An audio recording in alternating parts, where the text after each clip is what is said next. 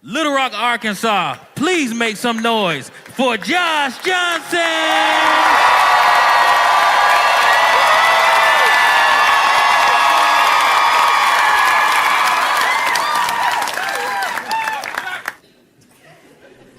I don't know if y'all heard, and I am not an expert. I'm still learning facts about what happened as it's happening, okay? But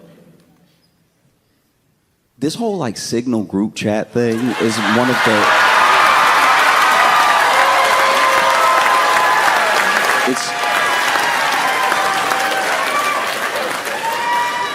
It's truly one of the more insane stories I've seen in a while. Because look, let's be clear with one another, okay?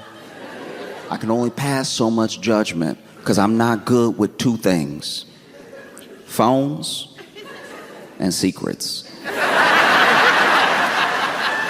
Don't tell me a secret. Don't. You know, I try to be a good friend, and sometimes being a good friend comes with people trusting you with their secrets, and I wish they wouldn't.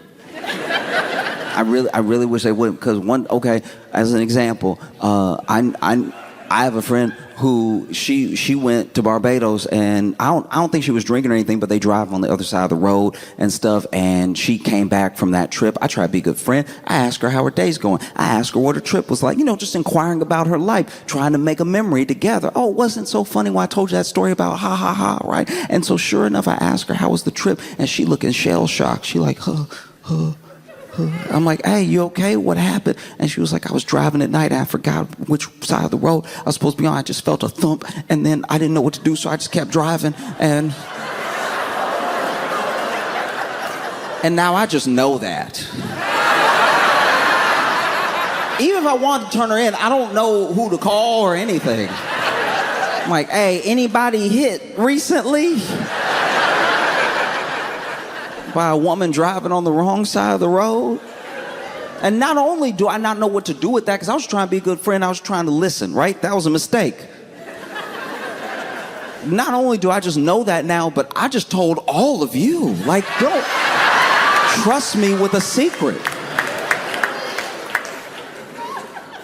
I'm also not great with phones.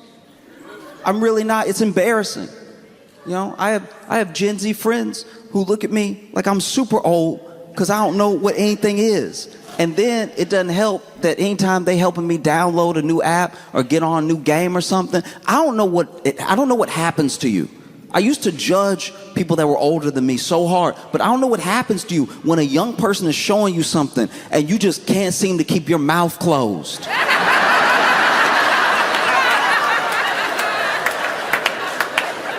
They're showing me how to do it, and I'm like, uh-huh.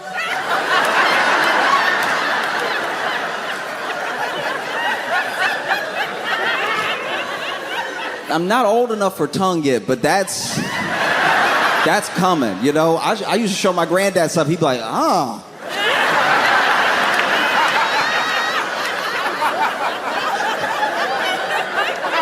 Ain't no way.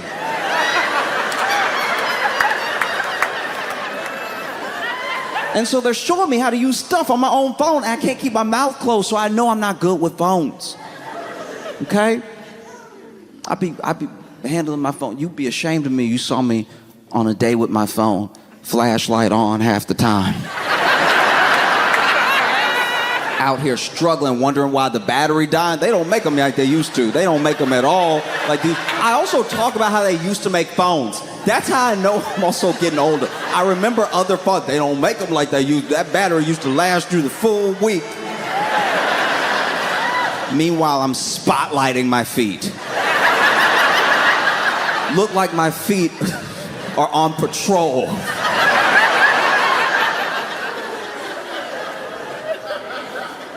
No, it's insane. And so they're showing me stuff with the phone. I'll be honest with you, I didn't know what signal was. When I saw the story break and I saw that all of these higher-ups, all these people who are supposed to be handling sensitive information at all times, classified information at all times, were using Signal. They were using the Signal app. In my head, this is how bad it is. In my head, I was like, well, didn't the government isn't that the government app? Like, weren't they just using the government app? And then someone explained to me that Signal is just like American WhatsApp.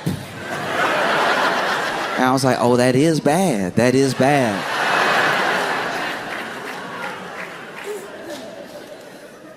I'm all for modernization, too.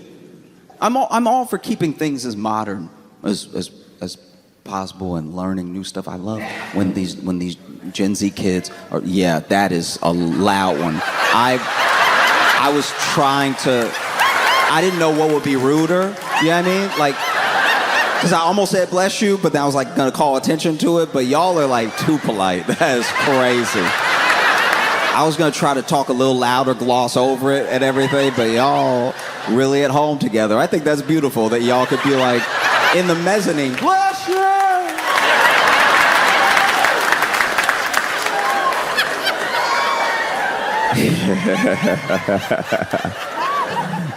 Yeah. No, I genuinely, when they're showing me stuff, I really appreciate it. I enjoy learning new things and everything. Sometimes I'm intimidated by how much I don't know about a program, but baby steps, you learn stuff. And when I heard that they were doing all this stuff on Signal, I was like, maybe that's too modern. Whatever happened to a phone call? Jeremy, in the movies, aren't they always on the phone doing this? Where they're like, yeah, strike. Like that. You get taken less seriously as a country when you over here calling bomb strikes with emojis. Do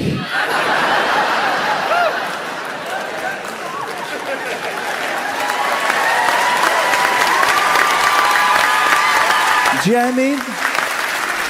When they make the movie of America Now and you're in it, you don't want to be in it going, bloop, bloop, bloop, bloop. Because everybody old, so they got the phone on loud, and so it's all the, you know, because you keep it on loud when you type in when you old and everything. I do, anyway. Like, yeah. You know what I mean? Way less badass than like, yes, okay. 1,600 hours, all right. Mission go. Like that's at least in that Top Gun Maverick world. Imagine, when I saw Top Gun Maverick, I was like, I get it now. I get it. A part of me was like, I get it. And Top Gun Maverick did a great job of like not saying which country they were killing people from or anything exactly. You know it's kind of Russian, but like, is it really? And then sure enough, John Hamm standing there. That last sequence, they're about to fly off that mission. You worried about Tom Cruise and everything. It's like, hey, these kids are his responsibility, you know? You worried about Rooster. Is he gonna rise to the occasion, you know? He gonna feel his daddy's footsteps. And then John Hamm standing there, arms crossed, and he just goes, send them. That is wild. Imagine if that movie was just John Hamm being like, tick, tick, tick, tick, tick, tick, tick, tick, tick, tick, tick. Bloop.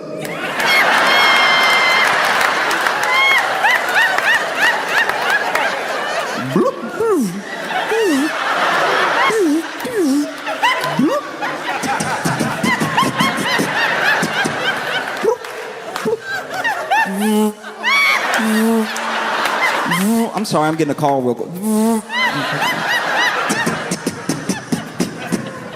Oh, they got away.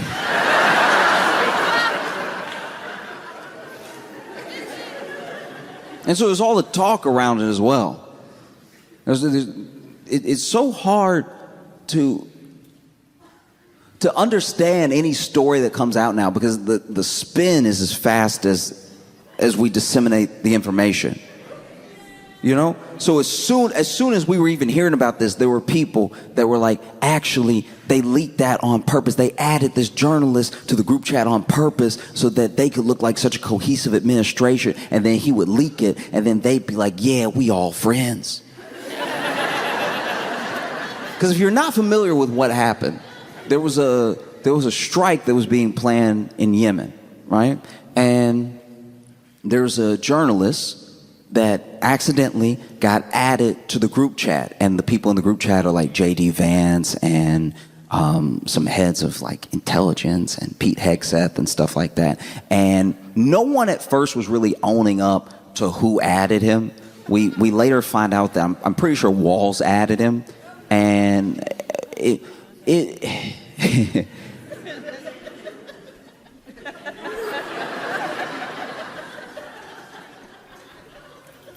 this journalist didn't even think that it was real. It was so dumb. When it happened,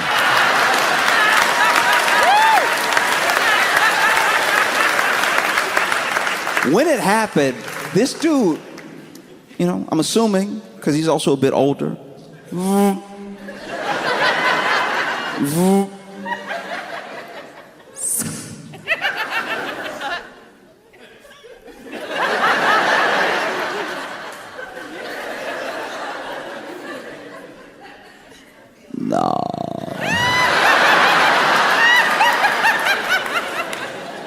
And he said he didn't know it was real until they actually bombed Yemen. And then he, you know, comes forward with it. Hey, they sent me these plans. He had already left the group as well. When he realized, I mean, you're not supposed to be in the room. In the room like, oh. Let me go ahead and notify the right people.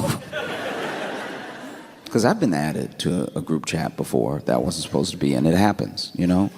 You just type in these random numbers, add people to the chat. One time, I was chilling on Saturday.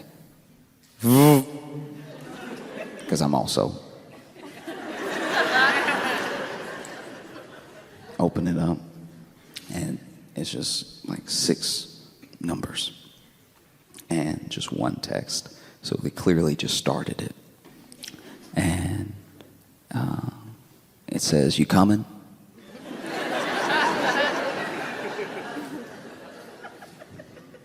I could have been a good person.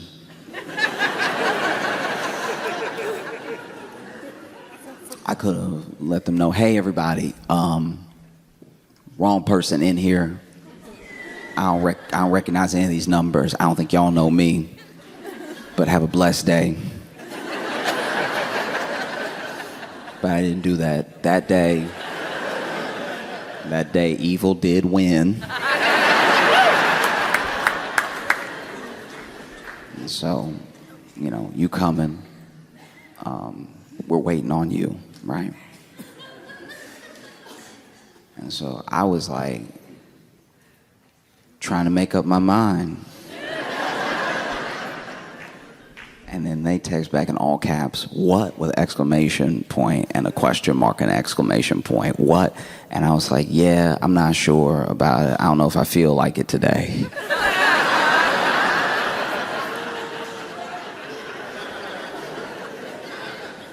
And they were like, "We are all waiting on you. We're all waiting on you right now," right? And I was like, yeah, okay, let me get things together. And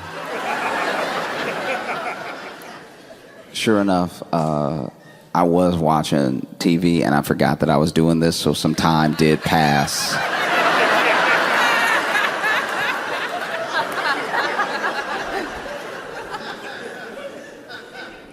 And finally I got another text. I was like, "Hello," all caps, question mark, question mark, question mark. So they mad.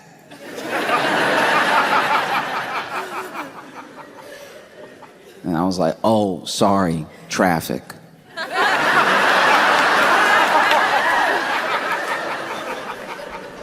And they text back, "Traffic?" with a question mark. I'm like, yeah, it's crazy out here.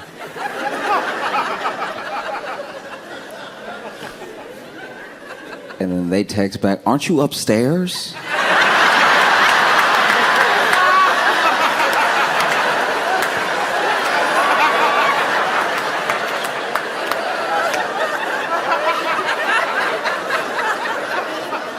And admittedly, that was too big of a swing to take, you know? So I was like, oh, yeah, you know, I'm in traffic, like, in my mind. Like, there's just too much going on right now. And they were like, come down here now, right?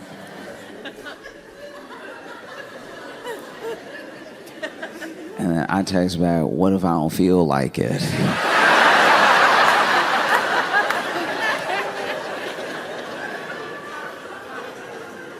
And then they text me, we've been waiting on you, only you, this entire time, and the wedding is in an hour and a half.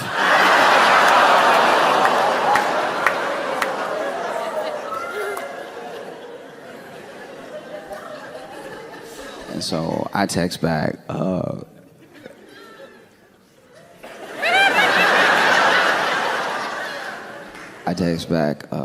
don't love him, right?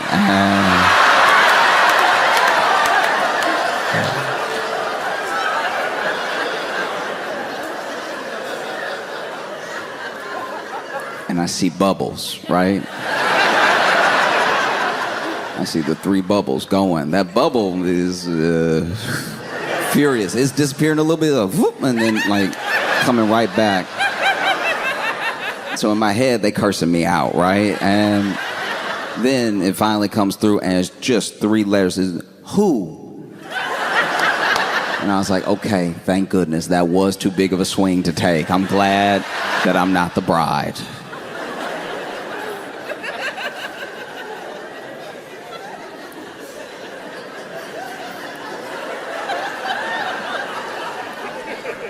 And I still don't know who I am in the group. And so now I'm like, hey, because now I'm curious. Now I'm more curious than I am worried about being caught. And genuinely, I was like, why didn't they just, like, if we in the same house, why didn't they just yell? Like, why didn't they? Do you have me? Like, most families would just be like, come on down. Why are you texting? So then I text, don't even respond to the who. I just text, how big is our house? Because to me, this must be the Home Alone house. If they are texting me, and I've been upstairs this entire time, and they waiting this long, it must be such a big house, no one can be bothered to walk up. And they text back, how big is our house? With a question mark. I'm like, yeah, how big is it? And then they text, are you not at your apartment? I was like, okay, downstairs does make sense now. It makes sense why they wouldn't come up. Okay, I get you. Everybody is on point except for me. I understand now. And so then I text back, look, yeah, I've thought about it. I've thought it over. And I just don't feel like coming, right? Quickly text back, it is your sister's wedding and you will support her.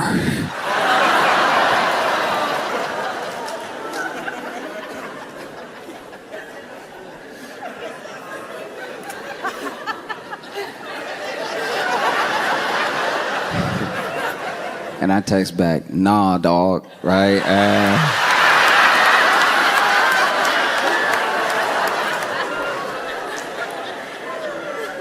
And I knew I messed up because they tried to call me, right?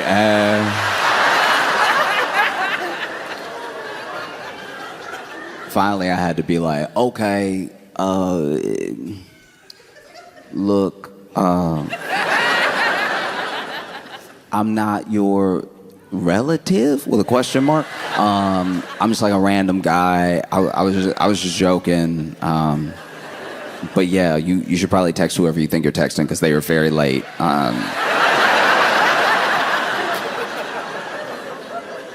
And I just see bubbles, bubbles, bubbles, bubbles, bubbles, bubbles, bubbles, gone, bubbles, bubble, gone, bubbles, bubbles, gone, gone, gone, gone, gone, gone, bubbles, bubbles, bubble, gone. And I know I'm getting cussed out. Like it's bubbles, bubbles, gone, bubbles, gone. And then finally the message comes through and it says, I don't have time to deal with you today.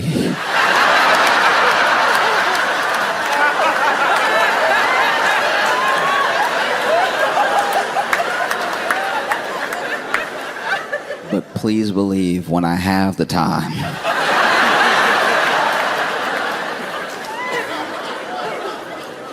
I will be addressing you thoroughly. I've never heard a threat like that before. Thoroughly.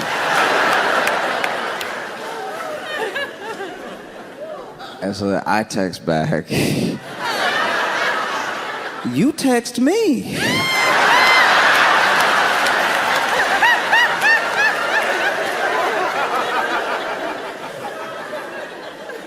So, when it comes to the Signal chat, I'm just glad it didn't happen to me. Because I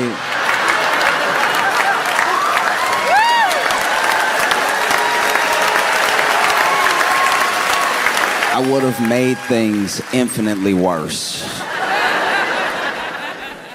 They would have been like, we're go for strike in Yemen. I'm like, hey.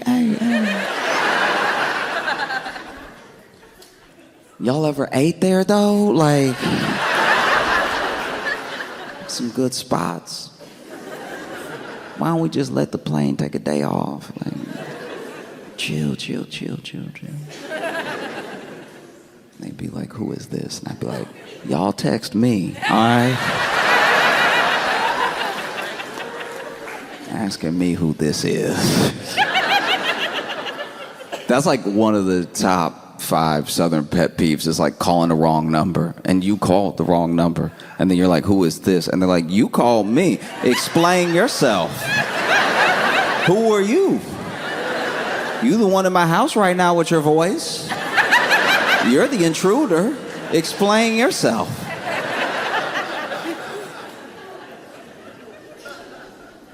And so, you know, there's this whole thing. We still don't even know the half of it of what's been going on with Signal, because we also don't know how long they've been using Signal. We don't know why they weren't using more secure methods. And then through, I'm pretty sure, a German publication, they find that some of the top brass of the government are being like so unserious with their data that they were able to deliver messages just from personal emails, old emails, and I don't know, man, this is pretty bad.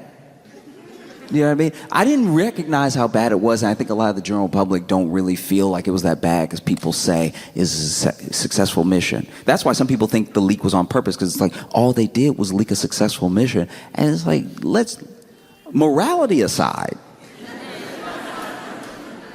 of what a successful mission means for a country that, I don't know, like, has anybody checked? Are we at war with Yemen? I don't know. Mission success, like, but you bombed. Why? You didn't even explain why. I feel like no one's even asking why. They're just like, man, do you see that they text the wrong number? And so you have these people appearing before Congress getting grilled by Democrats, which just doesn't really mean much, if we're being honest. Like, getting grilled by Democrats is like getting grilled by a step parent. It's like, you're not my real...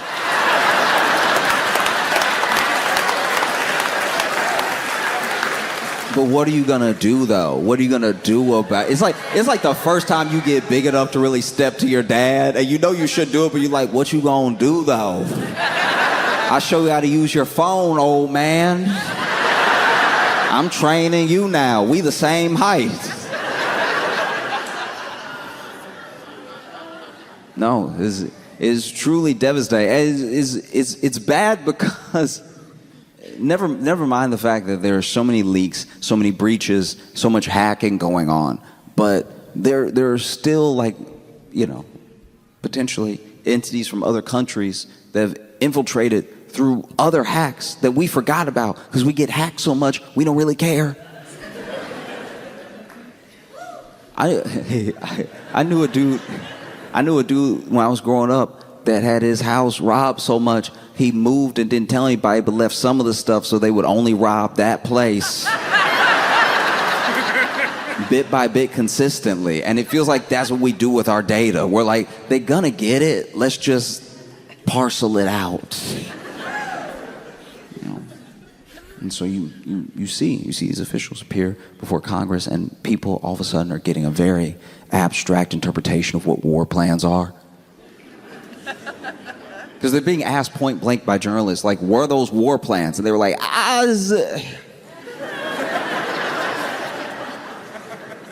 For a group that I'm telling you, I'm positive despises poetry majors.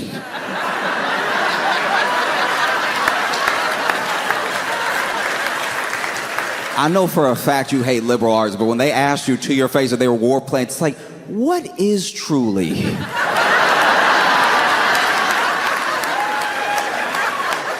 What is truly an outline of actions, if not enacted upon? Be fit for me? To speak truly of what war is. Does war not start in the soul?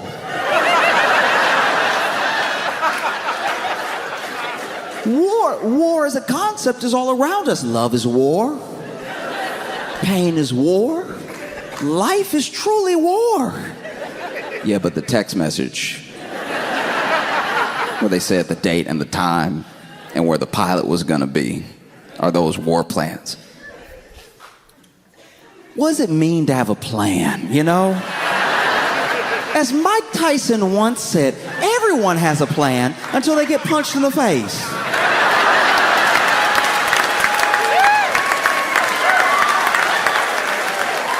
As the old Southern proverb goes, if you want to make God laugh, tell him your plans. Got asked in front of Congress point blank. This was a huge mistake, right? I'm pretty sure it was Walls, maybe it was somebody else, but he was like,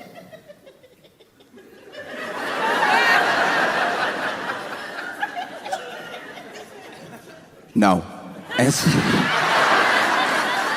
All right, bro. Okay, do you? Oh. Because I wish I knew enough about how intelligence works, and I wish that I knew enough about how strikes work to explain fully how bad this is. But I think we know. I think we as a society kind of know as soon as you hear the whole story, like, that doesn't sound great. You wouldn't want someone to plan a surprise party like that. Imagine. Your friends try to get you together, and they talking about you so much that one of your friends accidentally adds you, and it's like, well, he's right here. Doesn't that kind of ruin the entire party? No. So much around phones that people don't understand. There was one thing, I didn't understand this until recently. I didn't know that you don't know, you have no idea who you are to a woman until you know how you're saved in her phone.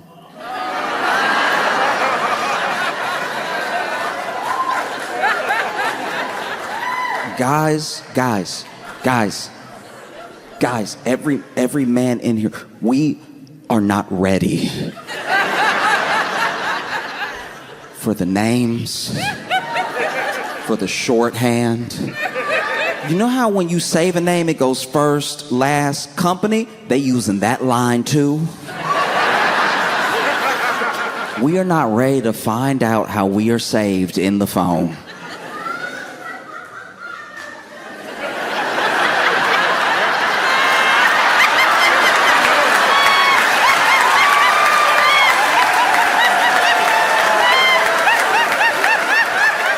Telling, that's what telling is. I wish I was wrong. I wish it was just me. I wish it was just me getting bullied in other women's phones. These are my friends. These are people I've known for years, and then they saved me some type of way and just never changed it. Years ago, this is why I first had a hunch. Years ago, I I was with a friend, and we were hanging out. This has to be like 12, maybe even 15 years ago. We were hanging out, and she lost her phone. So she was like, can you call it for me?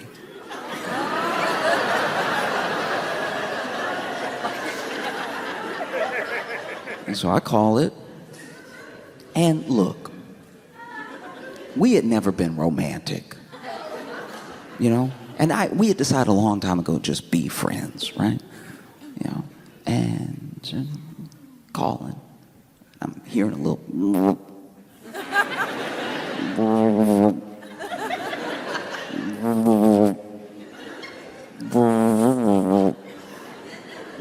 And then I find it in between the couch cushions, and my name saved at her phone was Nope.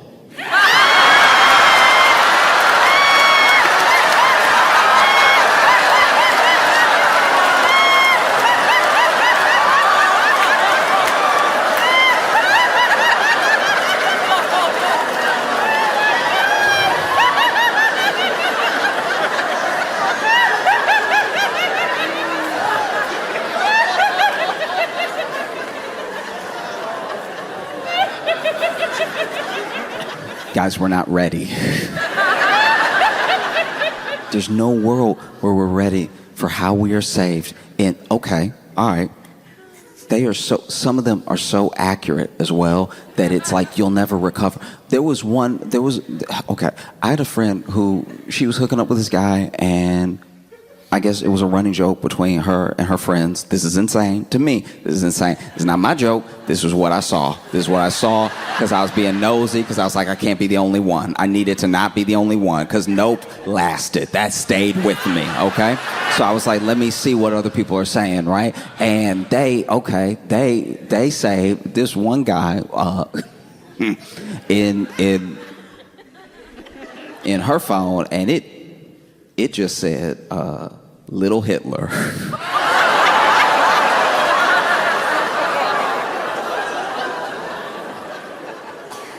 And I was like, can you please explain why Little Hitler is calling you right now? Their reasoning for naming, their reasoning was he had kind of a comb over that was a little messy. I was like, hey, you went straight to Hitler? What's wrong with y'all? There was one time where I was out to lunch with a friend, and her phone was going off, and it was facing up, and I wasn't trying to be nosy this time. I felt vindicated. Nope, it's not Hitler. And so I was like, it could be worse. And so her phone was going off, and then finally she went ahead and flipped it. But when she flipped it, she showed it for a second, and I looked, and it said in the phone, saved in her phone as bed bugs.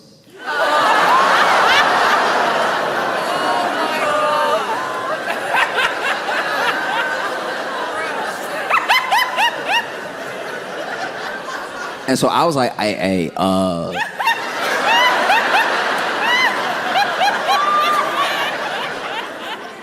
not trying to be in your business or anything. I'm not trying to.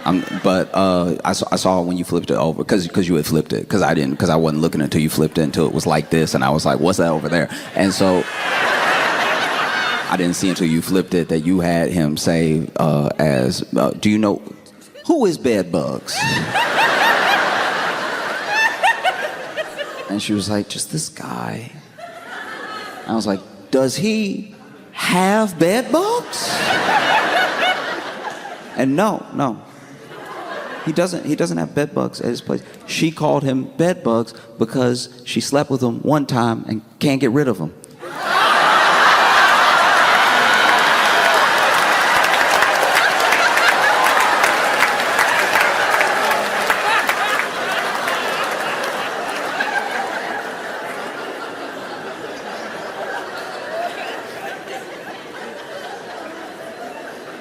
And so when Walls is like, hey, sometimes people get added to the group chat under a different name, under a wrong name. Hadn't that ever happened to you? And then the nation was kind of like, no, I don't think it has.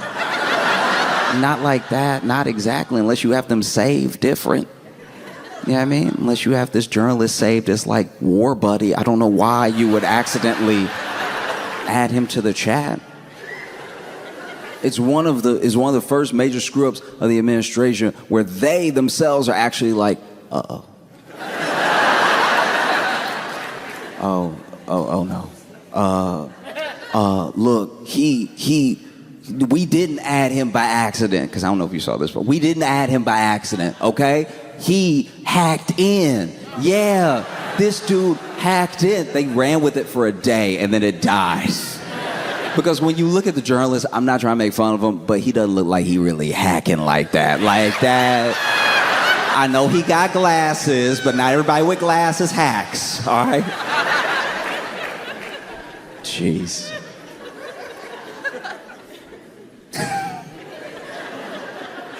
And so now, you know, they've been ordered by a judge to provide all of these backdated Signal chats that they're definitely gonna delete. Like, when I heard that, I was like, oh, come on now. That's like, that's like in one of those sitcoms, and the woman asked the guy for his phone, and he's like, yeah, just give me 20 minutes. It's like, yeah, that's what they're gonna do. No, it's insane. And it's like, successful mission, but by what metric? Why did we bomb Yemen? I still don't know. I mean, I would keep asking, but I'd probably disappear.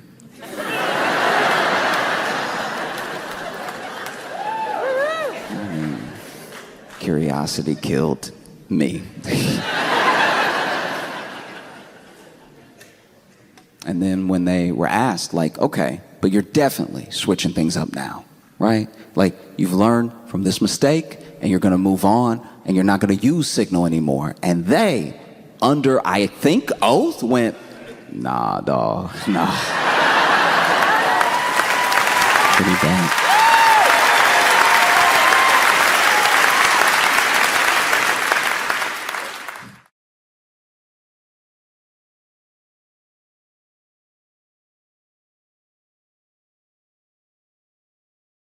I used to think a lot about who I wanted to be when I grew up, like what I wanted to be, everything, you know, and I think I finally decided, when I grow up, I want to be the dude that I am on the first date. That would be amazing. If I could be that dude for real,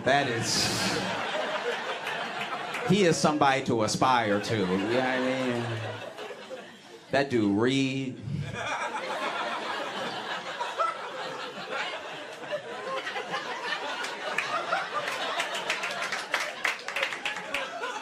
He pulled chairs out for people. I don't even pull out the chair for myself. I actually stick my leg under the table and drag the chair out like an animal and then sit down in it. And he's got money. You know what I mean? Like, my second date's just... We going through samples at Whole Foods while we learn about each other.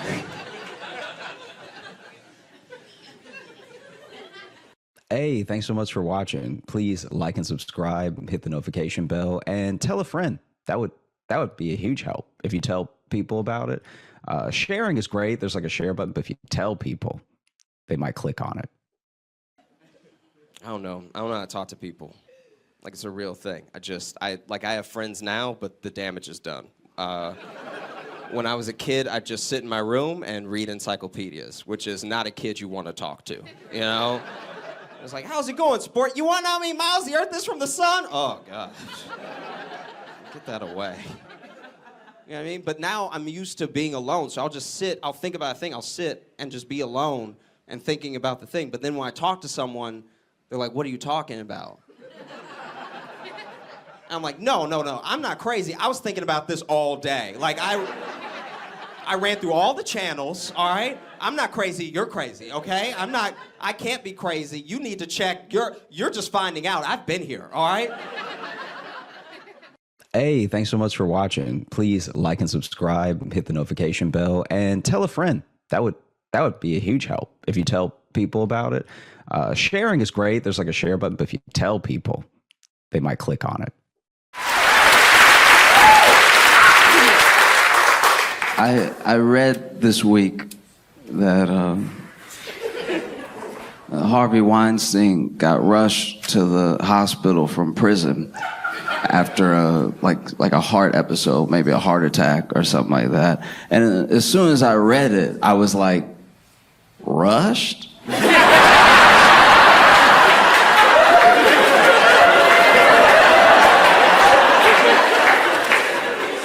Do they not know?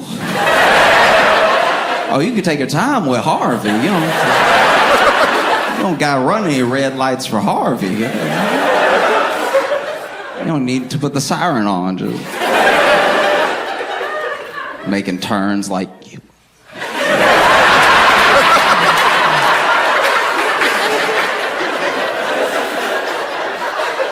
That's gotta be tough. You driving Harvey Weinstein's ambulance. You hitting yellow lights, making decisions.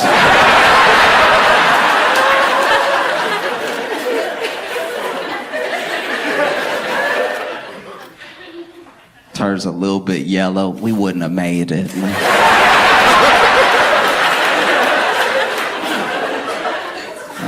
I'm sure even the guard at the prison, Harvey over here. The guard's like, oh no.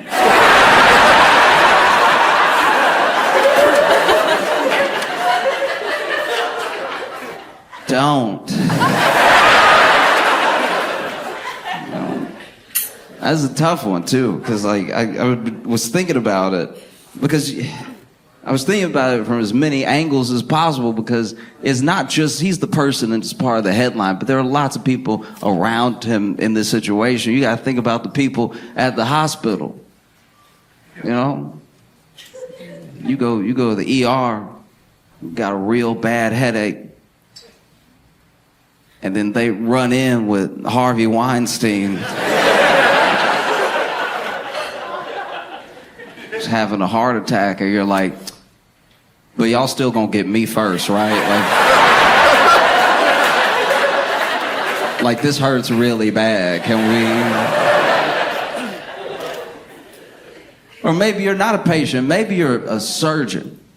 Imagine, because we don't know what happened exactly. Just know that he has some sort of thing happen. What if that dude had to have like open heart surgery, you know? And I don't think he did. I think we would have heard about it. But let's say he had to have open heart surgery. Let's say you're a surgeon. You work at the hospital. You went to school. You studied hard.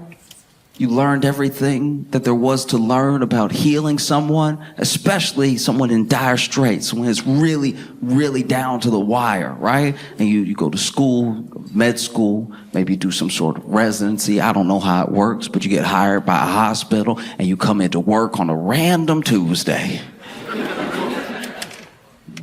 Checking into work and everything, about to sit at your desk, and somebody runs in, hey, you gotta come, quick. And then they pull you into an OR, and it's Harvey Weinstein on the table. And you're like, uh-oh. Like, hurry, you gotta save him. And you're like, gotta?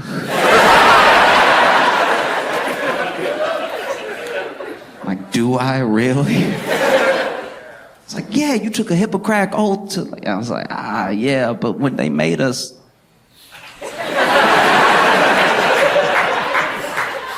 When they made us take the oath, they didn't mention anything like this. Like, I was saying it in theory.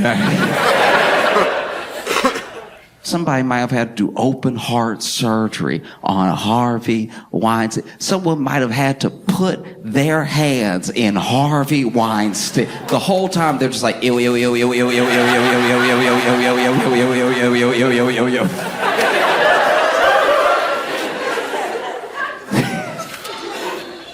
You know, it's insane. It's like, I couldn't get it off my mind, too, because it's like everybody involved, you know? They have to do their job, and their job is to heal. But you got to heal a bad person. This dude is the devil. And you know how we know he's like truly, truly evil. Not all the testimony, not all of the stories about things that he's done for decades over his career. We know that everybody knows because they made him. During the trial was when I was like, man, this guy, oof, this is worse than we could ever imagine. Because during the trial, they got him to do the thing that they get dudes to do when they're definitely guilty. When people are guilty and the jury knows it, the judge knows it, and their own lawyers know it, they all do the same thing. You can look at any case in America. They always tell this dude, hey, listen, you're going to need to act as feeble as possible. Okay? From now on, you use a walker. Do you understand me? We had never seen Harvey with a walker before. You know that man didn't need a walker, but as soon as he was in hot water, he over here can't close his mouth. Get out of here. No. They did the same thing with Cosby. You knew Cosby was guilty because they told that man to act extra blind. Cosby had been losing his sight incrementally over decades, but when it came to the trial, they put glasses on that man and he started acting, you know, he was not that blind. It's one thing to not be able to see. This man was over here putting it on, just Ray Charles and it.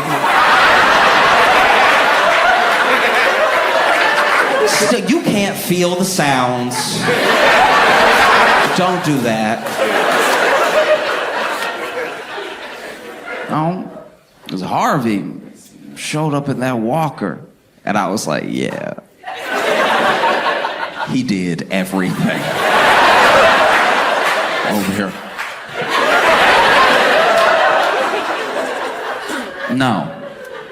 Get out of here, man. That's so insane. But I genuinely, from the bottom of my heart, I really do hope that he's not okay. I feel like...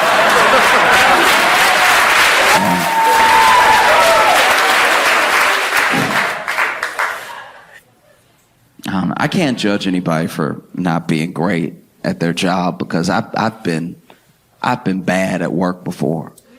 I've had jobs where I look back and I'm like, they should have fired me. You know what I mean? Like I have a good attitude at work, so people, you know, they're like, oh, he's pleasant, so they let me keep coming in. But there were times, okay. I worked for a very, very short period of time at this like storage unit place. They only gave me a couple hours because I was terrible, right? But I would be late, and I would be so late that you know that level of late where you know you need an excuse? And it has to be good. It has to be great. Like you're so late that now... First 10 minutes of late, you can blame traffic, right? Next 10 minutes of late, now you got to blame kids, a sick pet. You know what I mean? Something. After 30, someone has to be dead.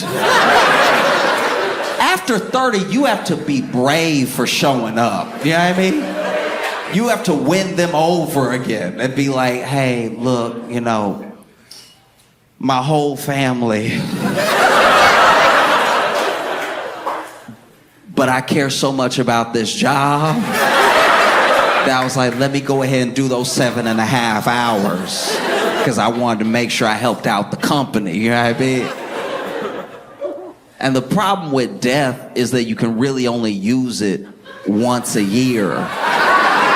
Because if everybody die every time you late, you look like bad luck, you know what I mean? Like you look like you're really going through it, right? Because after 30, that's when you have to decide, did somebody die or am I too sick to come in? Because your boss, your manager is already going to be mad because this is a call you should have made 30 minutes before you were late, if not sooner than that. But now that you're this late, now you have to call and basically try to pretend to throw up on the phone, right? At 30 minutes late, you got to call and be like, Hey, I'm so sorry. I know I'm already late, and I love my job so much. I love my job. like you wouldn't believe, you know what I mean? Like I had a dream last night I was on time. I had a dream that I was on time working, because you know how I love to work there, right? Like, you know, and I was doing my job, I was moving the boxes and everything, and it felt good to be there with y'all, my coworkers, and my boss, who I'm calling right now, who I know is too good of a person to hold this against me. You know I love it here. Now, there was one time I was so late.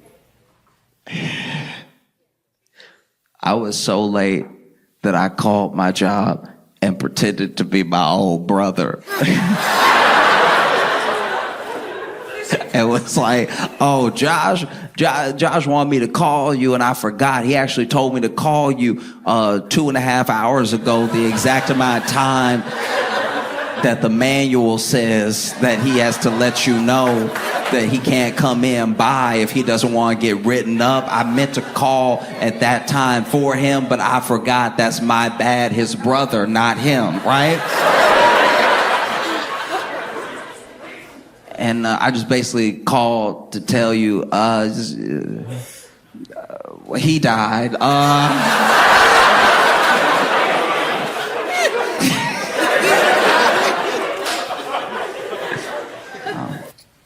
I used to struggle, but now I think I've accepted like how out of control I am of how I'm perceived as a person, right? Like I don't really get to decide. You can try to like maintain an image, and you can try to like curate a way that people might see you, but you can't actually control it, right?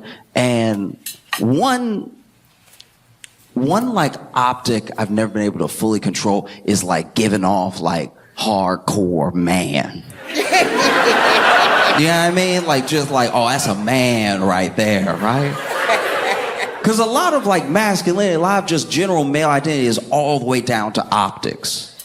You know? It used to be a bunch of things that made you a man, you know? And some of those things were literally just judged by things that women couldn't do. So if you go back to like the 60s and like women couldn't have a credit card or something, and you had a credit card, you're like, I'm a man, charge it.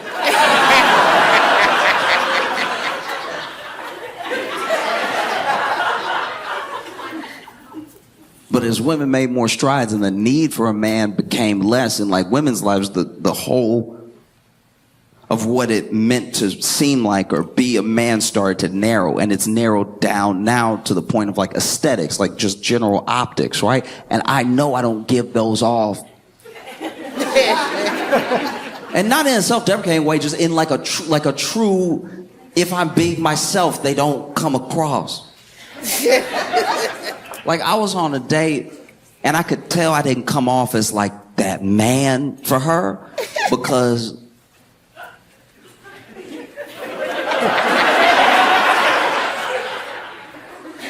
I blew on my hot food too many times.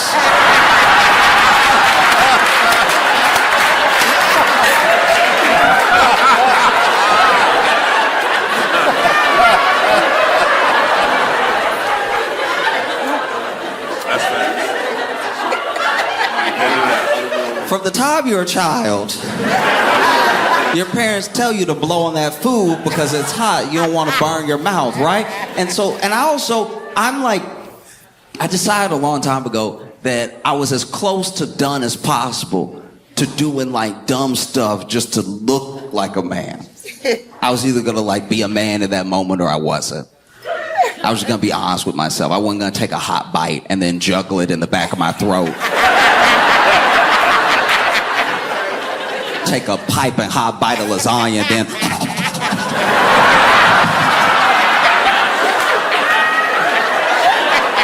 that's not me. I'm gonna be real with myself. And so I went ahead and I took my fork, and everyone on planet Earth gets one blow.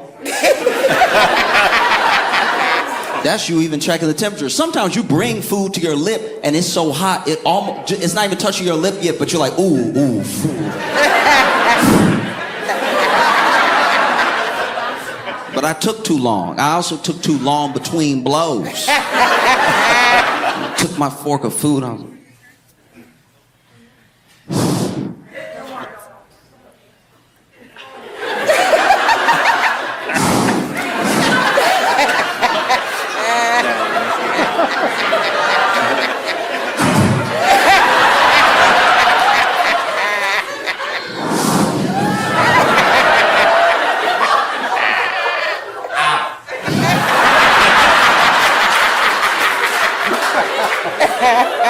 doesn't hit right, you know what I mean?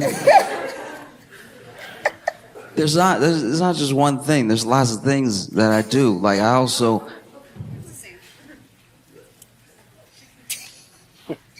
it doesn't seem very manly, but I use a lot of napkins. And I don't mean like I have a handkerchief that I keep in a suit that's like somebody crying, I can be like, don't do that. You know what I mean? Like I'm talking about I have Wendy's napkins in my back pocket. I was on a date, same date as the last thing. This happened right after, where, you know, because I blow my food so hard sometimes, depending on the food, and if it's saucy, it'll splash, right? And so it's one thing if you have a little something here or, you know, here, but if you blow the food so hard that it splashes up a little bit and you got a little food on your nose or your cheek and you start to look like a toddler, that's also unacceptable. Hence, I keep the napkins on me because I blow my food. I'm not giving it up, right? But she was like, oh, you have a little something right here. And so then I grabbed a napkin and I was like, that wasn't the manliest way to do it. You know what I mean? Like, I should have grabbed the napkin and smeared it. You know what I mean? Just like, did I get it? I don't care. You know what I mean? That would have been more manly. Because it is just, you know, it's a part of self-acceptance. Just know there's certain things that you do. I'm not saying you can't change them, but like, I'm not gonna be myself and then wonder why people don't think I'm someone else. Do you know what I mean? So if you get a good sense of yourself, you understand why you come off the way that you come off, right? Like, I think there's 2 times where you cannot help, no matter what you try to project, you cannot help but be yourself. The 2 times are when you laugh and when you are scared, right? Because when you laugh, sometimes you don't even want to laugh. You know? Like you, sir. No, I'm just... Sometimes when you laugh, you don't even want to laugh, but it just escapes you because it's so funny. Like when a kid falls.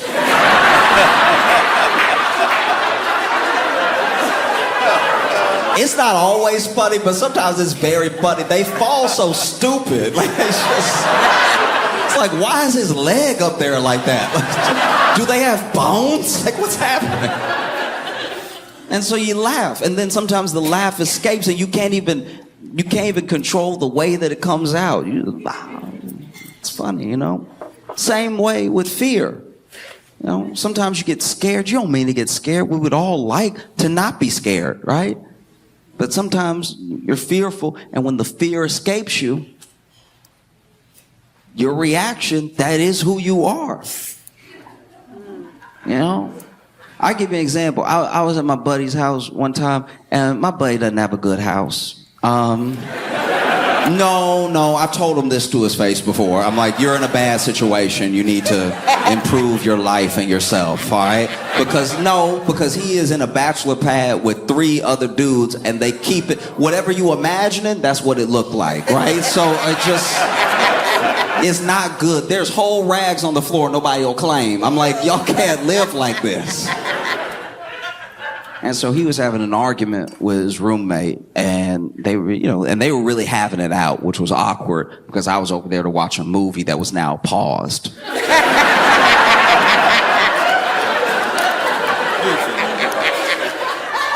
So this doesn't have anything to do with me, but I was just over here. We had already started. We're 30 minutes in. I don't want to go home and then try to find my spot and everything. let's just watch the movie. But then they over there jawing at each other, and it's getting more and more intense, and it's awkward too because my buddy's sitting here and the roommate is standing up. When I say we're sitting here, we sitting on the floor because he doesn't have furniture. It's not a good house. And so we're sitting on the floor, and so then I'm getting yelled over because he yelling at him, but then he's standing over us. And so I feel like I'm in trouble too. And I'm like, I just want to watch the movie. Then finally his friend lays down the hammer. I don't remember what he said, but he said those like last words that you say in a fight, and he stormed off and he went to slam the door behind him, right? But because they don't have a good house, right? He went to slam the door, and the door fell off.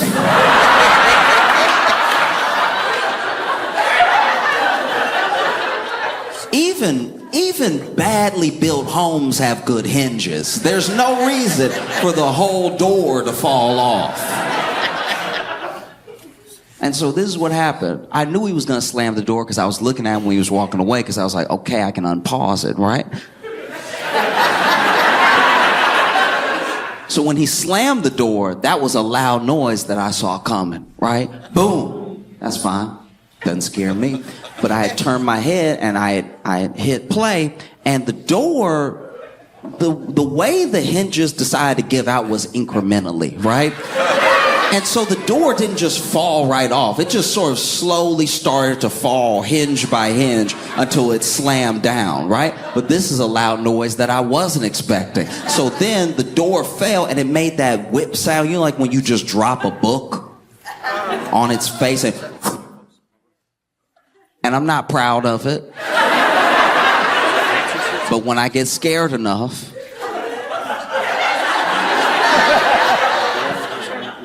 I grab my chest with an open hand. And this is hard to come back from. This right here, people don't play games with this. This is bona fide bitch right here. If you do this and you don't want people to see it, you gotta go kill everybody who saw it.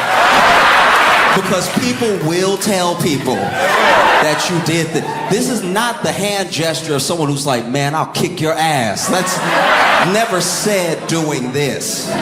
This is the look of someone that goes to Trader Joe's and says, what do you mean you're out of peach jam?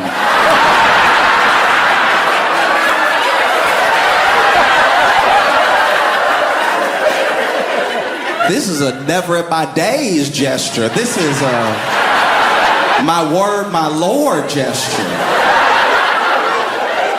This ain't what you do when the ops start shooting. This is... I'm over here grabbing a robe I'm not wearing, right?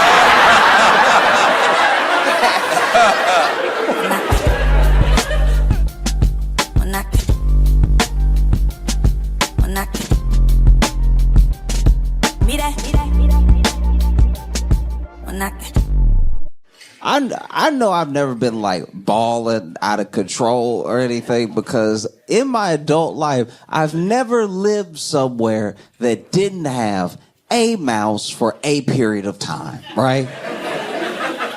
And a mouse will humble you, because a mouse, you'll be thinking you got it all together. You got it all figured out, everything.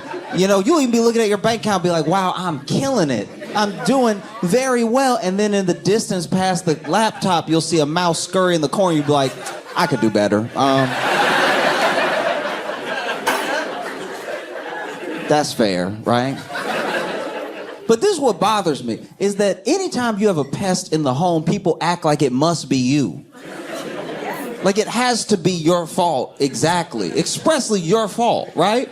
But it's like, I'm doing everything I'm supposed to do. I'm picking up after myself. I'm grabbing the clothes off the floor. I'm not leaving any food out. I'm vacuuming. I'm sweeping. There should not be a mouse in my... I'm not trying to have like a Disney Pixar experience, right? Like, it's just... This happened, you know? And then, like, let's say, goodness forbid, but let's say you actually had a mouse problem, and then you went to work, and you told somebody, yeah, I got a mouse in my apartment, trying to get it taken care of. Your coworker would be like, oh.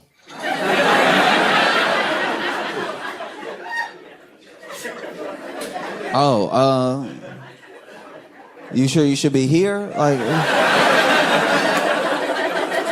yeah, I mean, like you inviting them over or something. It's very frustrating, you know? Because, like, goodness forbid, once again, but let's say a different pest came in your home. Let's say a burglar broke in, right? And the next day you go to work and you tell someone, it's like, my home was burglarized last night. They would be like, oh my gosh. I'm so sorry. That's horrible. That's such a terrible thing. You must have been terrified. Are you okay? Is everything all right? They would show compassion. They'd have empathy. They wouldn't be like, ugh.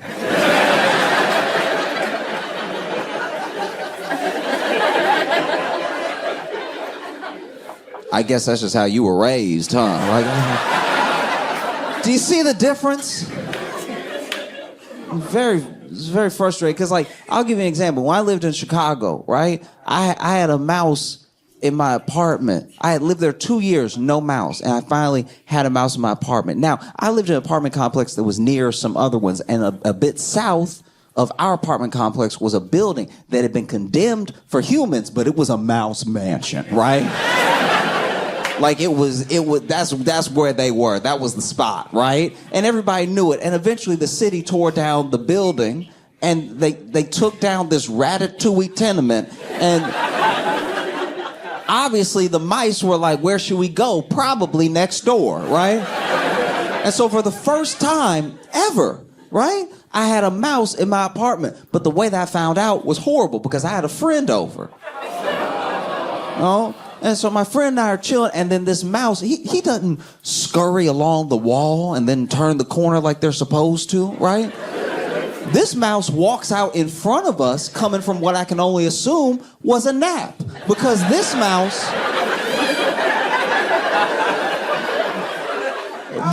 had the nerve to walk out and stretch on the rug, getting a deep stretch too, really bouncing with it as he moved. You know, like when your puppy wake up, you know what I'm talking about? And they put that other foot in the air,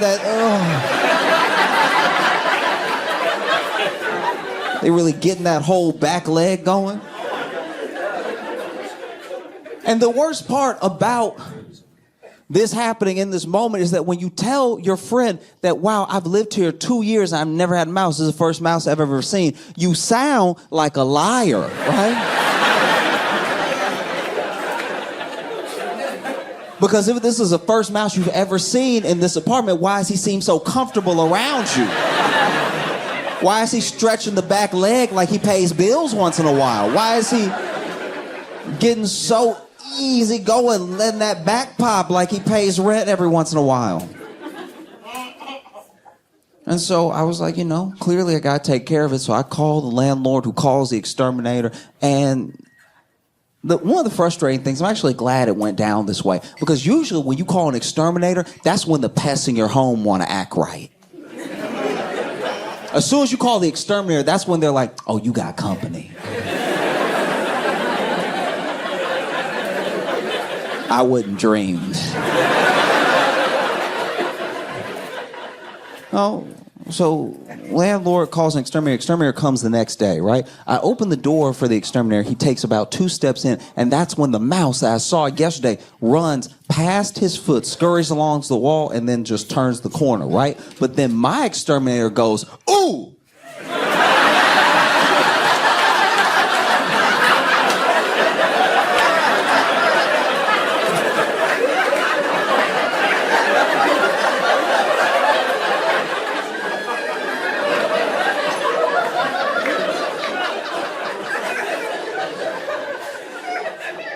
And for the rest of the time he is in my home, he refuses to put his full foot on the floor. So he's just consistently walking around like, so how many you been seeing?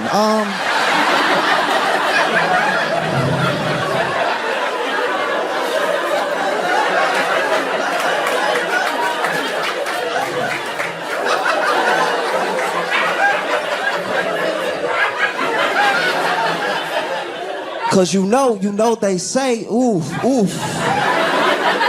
He was poking his head indoors where he would go in the room and stuff. And he was like, you know they say that if you see one, if you see one, there's three of them. I'm like, that is you.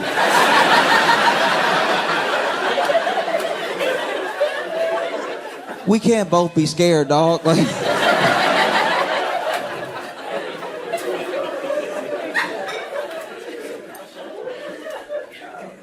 oh, it's devastating. You know what I mean?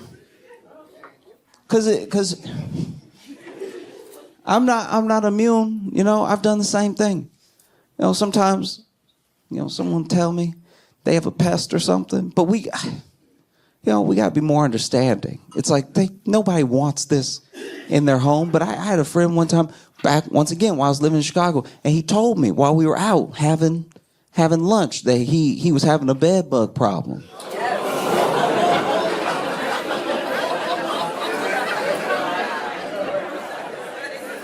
And when he said it, I was like, ooh.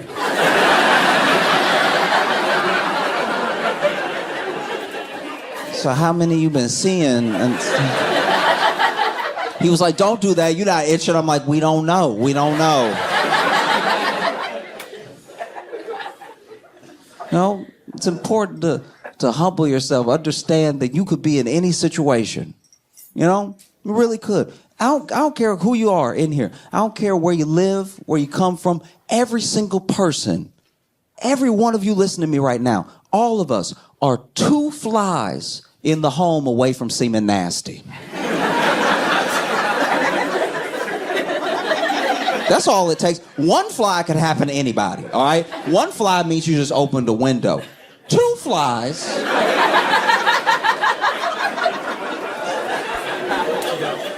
What do they see? What do they smell?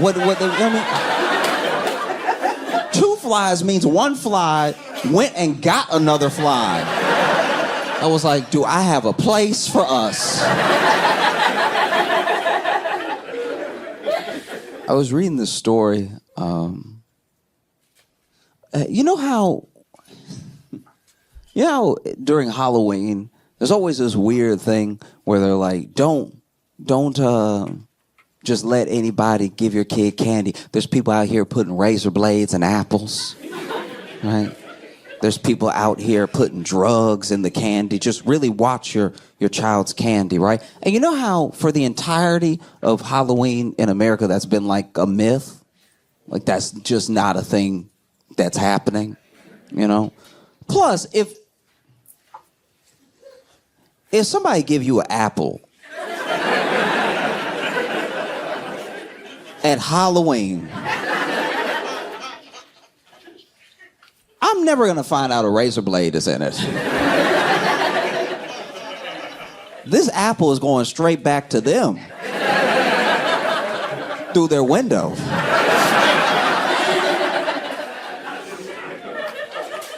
If they get cut in the process, that's on them, you know? And as far as, you know, drugs in the candy, I mean, I don't know.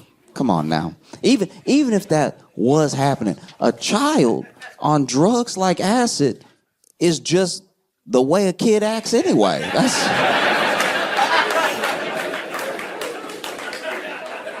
Yeah, I mean, little cousins I've had that walked up and told me a story that I've only heard again from a college friend who was deeply on acid. Like, that's...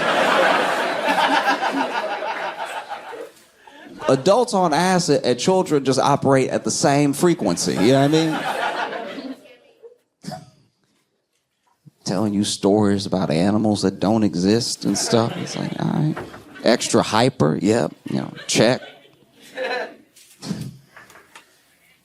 You know, most people who babysit like a 5 or 6 year old are dealing with the same sort of struggles as a drug crisis center. You know, over here running around, I can't find you half the time. You have a little bit of sugar, you can't stop shaking, you won't go to sleep.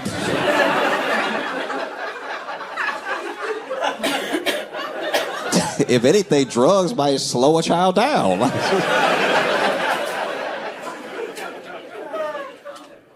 But I bring it up because in New Zealand, there were about 60 pieces of candy that were donated to this food bank, so it did go out via the food bank, and the pieces of candy were meth, right? And they were just like meth, and they were like pure meth. Like it was like the methy Jolly Ranchers meth. Like I can't express enough how much this was just meth, right? And they said that, you know, they've been doing everything they can to recover all the pieces. They put out a warning and everything. And the company, they've contacted the company that it was wrapped in as a hard candy of and stuff. But most of the people that tried this meth hard candy spit it out immediately because they were like, it's just nasty. It's just real bitter. It doesn't have the oomph to it, right? Like, if anything, it's too pure. There's not enough sugar in which is for the best. That's good, because apparently this little hard candy of meth had 300 doses of meth in it, which is terrifying, right? I'm glad that it was very nasty. People spit it out immediately and stuff. And what's crazy is that, okay, this is a part of the story that I wasn't fully sure if I was reading it right when I read it, but basically some people who had some sort of like adverse effects, like feeling a little nauseous or a little like jittery, because it's meth candy, so they were feeling a little jittery after they had a taste, even though they spit it out, 300 doses in a little hard candy, right? But they called the food bank and told them like, hey, some of that candy making me feel weird, right? So then some of the staff at the food bank also tried the candy.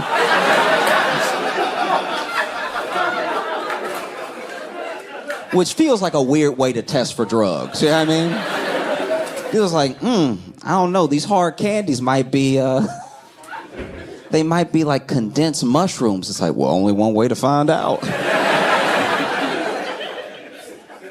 And then the staff also spit out the candy immediately because it just, you know, I can't imagine meth is delicious. And they said that they exhibited some adverse effects, feeling a little, little stomach ache, little jittery, little disoriented and stuff. And so they're trying to get to the bottom of it. But I don't know. It low-key feels like the candy company was just kind of trying it out. You know what I mean? Like just to be like, we got to do something, all right? We're falling behind Starburst. We're falling behind Nerds. We can't keep up. We got to mix it up a little bit.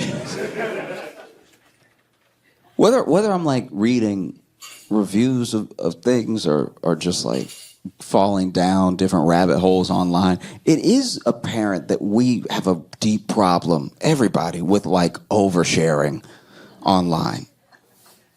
I know so much about people that I'll never meet. That feels crazy. You know what I mean? And it's to our detriment, you know? Like, that's us. Like, we're going to have to explain to our grandkids what Twitter was. When we're like grandparents, we're going to have to sit our kids down and be like, yeah, you know, when I was coming up, there were people who would just tell everybody what they thought without anyone asking. And ruin their own life. You know what I mean? They would just wake up and be like, I don't need a job today.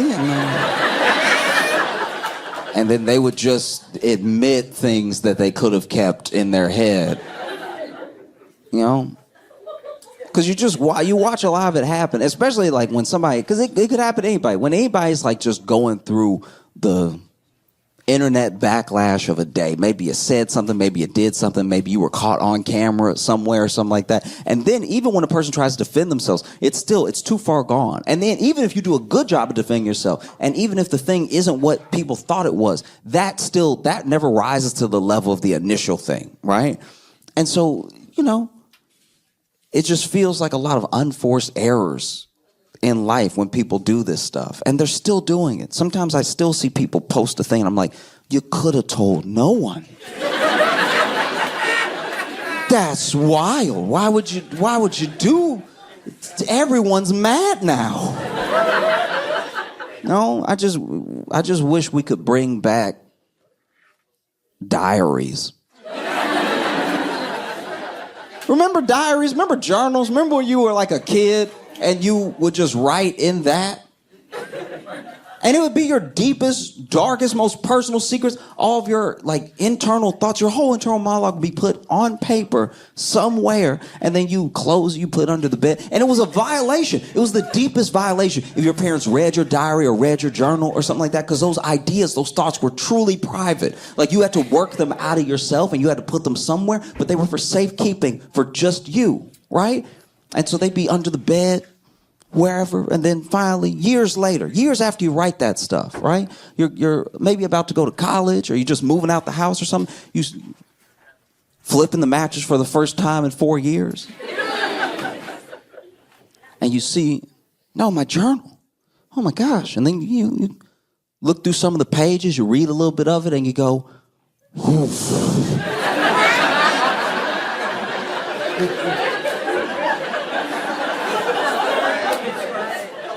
Who is this? Oh no. Oh, I'm glad that's nowhere else.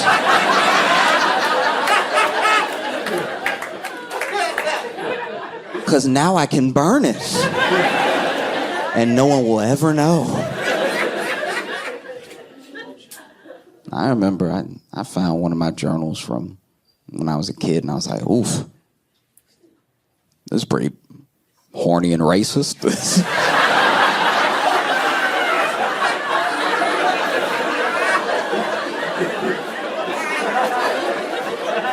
Man, I don't know what I was on. This is wild. I gotta throw this through the shredder now.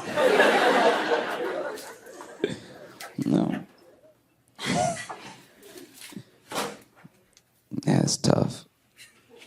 It's tough because I'm trying to just navigate things. Like I do my best to be a good person. I'm sure everybody is to a certain degree, even if it doesn't feel like it, But like, I don't know, man. I'm like liberal, but my friends are like liberal. Like I'm liberal as in like we believe all the same stuff. Like if you go down the list, I'm like, yeah, that. Yeah, me too. I do as well, right? So we believe the same stuff, but when they say it, they just, they say it all slow and touching their chest and stuff. It's like, do you know what I'm talking about? It's like, you'll be like, no, I believe that a woman should have autonomy over her body, right? And then they'll be like, I believe.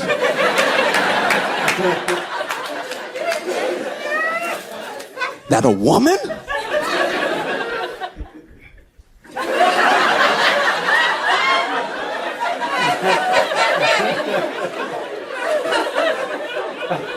Should have autonomy over her own body. I'm like, yeah, you said it slower. Like I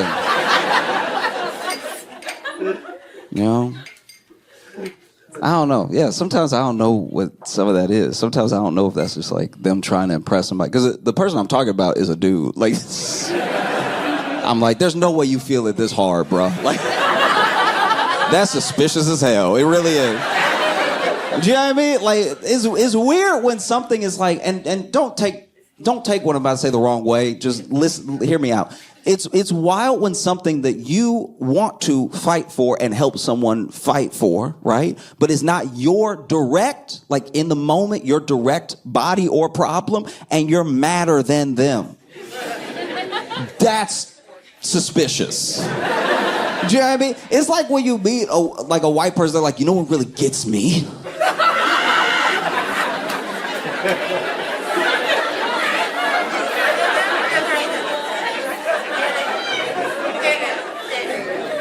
Segregation.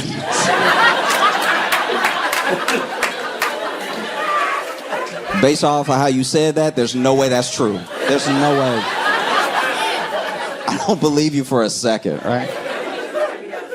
Because I get into weird arguments with my like liberal friends because we literally believe the same things, but then they take it a step further than feels logical to me, right? But we would still like vote the same way and do the same. We would still be at the same rally. but they just stomping harder, like that's gonna do something. I'm like,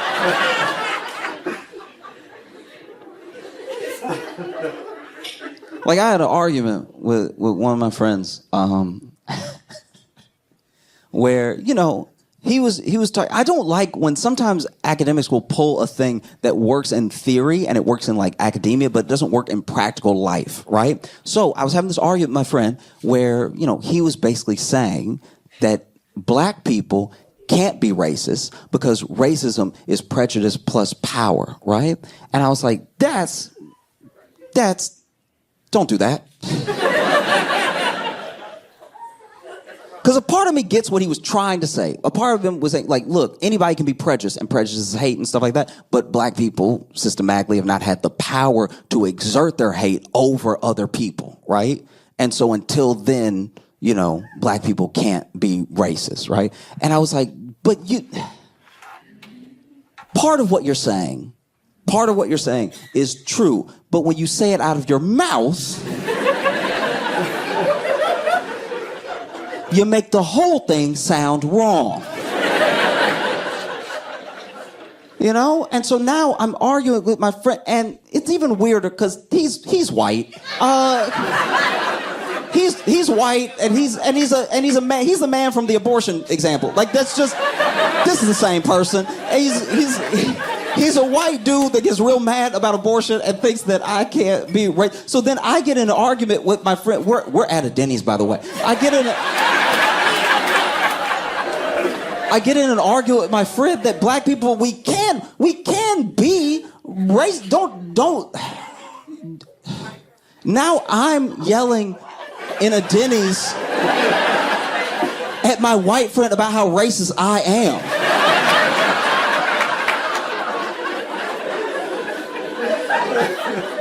But the point I was trying to make was like, look, I see what you're saying, and historically, I get that if you're making this example for like a different time, right? But when you say power, do you mean power of the individual or power of the group, right? Because individually, there are very powerful black people that could exert their power over other people, right?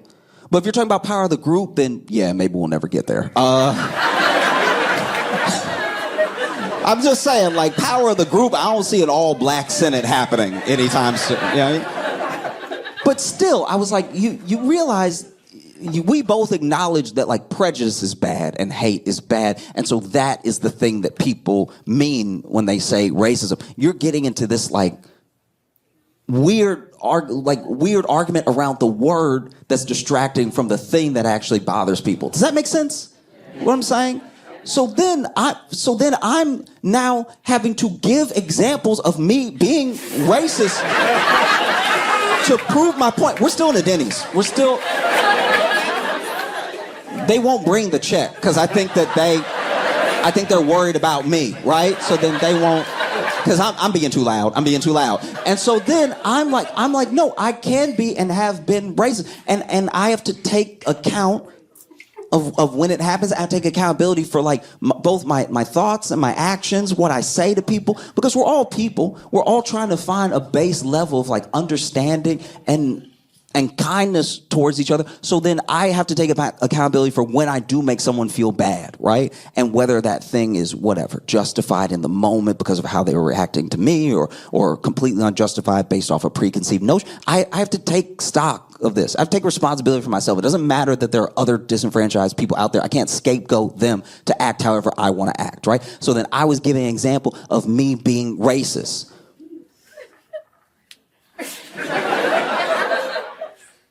Okay.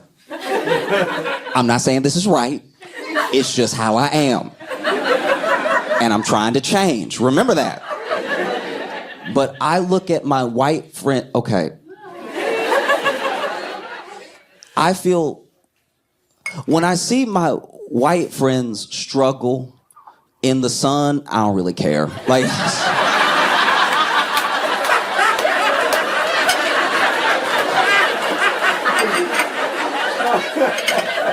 that is racist though, because it's an entire group where I'm like, then do better. Like, it's like, that's not right. You know what I mean? But I look at white people struggling in the sun the way I imagine, not calling anybody out, but it's the way I imagine they look at black people when we like can't get along, right? It's like, it's not really my problem, is it? Do better, I guess. You know? No, it's tough, because it's like, I don't know, I'm liberal, but I'm not like liberal. Like, still working some stuff out, you know?